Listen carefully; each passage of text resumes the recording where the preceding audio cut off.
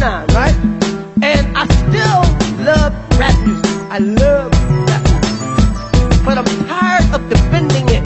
Hoy, Clock 9! Hoy, ano sa tingin mo? Ano sa tingin ko? Ngayon lamang mangyayari to. Ang pag-uusap ng pinakamalupit sa mikropono. May sasabihin ako pero atin-atin lang to. Hoy, Lunin! Hoy, ano sa tingin mo? Ano sa tingin ko? Baka di nila kayanin to. Dalawang dila na magsutala sa liga. Pakinggan mo para maintindihan mo kung bakit laging ganito. Alam mo tol, matagal ko na gustong itanong bakit musika natin laging nasa labas ng bubong. Kahit napakarami yan nagsasabi na you're the best. Bakit di ka namin nakikita sa Oktoberfest? Baka barado lang ng plema ang sarado mga tenga. Teka, kailan pa nga ba magbabago ang sistema na bulok at parang meron nakabalot na eksema? Ginagago ang mga nagtatagalog sa eksena. Aaminin ko marami talaga hindi pulido at nagbumukhang gago pag humahawak ng mikropono. Pero ang pandisipulo maangas at matikuno. Pakinggan mo ang awit niya, bakit parang hindi puno? Hindi puno kasi walang laman ng mga kukote. Ang utak ay puro lupa na parang bakanting lote. Puro putik at burak pwedeng taniman ng kamote. Nung umulan ng katalinuhan sila yung nakakapote. Hoy, Clock 9! Hoy, ano sa tingin mo? Ano sa tingin ko? Ngayon lamang mangyayari to. Ang pag-uusap ng pinakamalupit sa mikropono.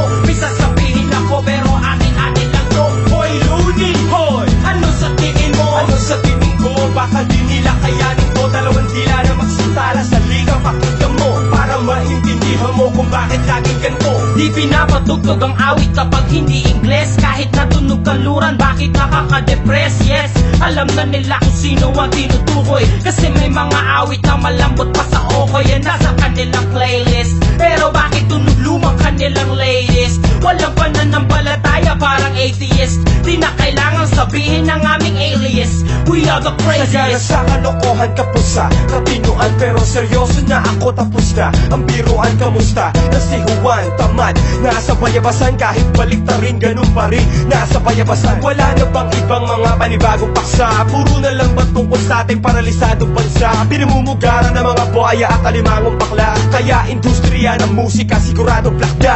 Hoy, Clock 9! Hoy, ano sa tingin mo? Ano sa tingin ko? Ngayon lamang mangyayari to. Ang pag-uusap ng pinakamalupit sa mikropono. May sasabihin ako pero atin-atin lang to. Hoy, Lunin! Hoy, ano sa tingin mo? Ano sa tingin ko? Baka di nila kayanin to. Dalawang dila na magsutala sa liga. Pakinggan mo para maintindihan mo kung bakit laging ganito. Kung wala ka pang masa, huwag ka na magpasa. Kahit anong galing mo pa, wala kang pag-asa. Na parang ang buhay mo'y dinanigan ng doktor na di naman nakapag-aral. Isa lamang impostor. Oo nga, mapagbalat kayo, lahat kayo ay tutumba. At kahit na magmumuga, wala ka pa rin ibubuga. Sino ka? Oo nga pala, kilala na kita. Pwede mo ba akong tulungan? Sige, idol na kita. Hoy! Huwag ka na lumapit, huwag ka na magtanong kung bakit. Estilo mo ay mas laos pa sa maong na jacket. Na mabaho at ginamit ang sansamukal na pangit. Bato-bato sa langit, ang tama ay huwag magalit. Talim ng dila ay doble bokabularyo at palarila. Tagalog o Ingles, sasampalin ka ng magkabila. Natatapos na kami, ako ang nasa huli pero wag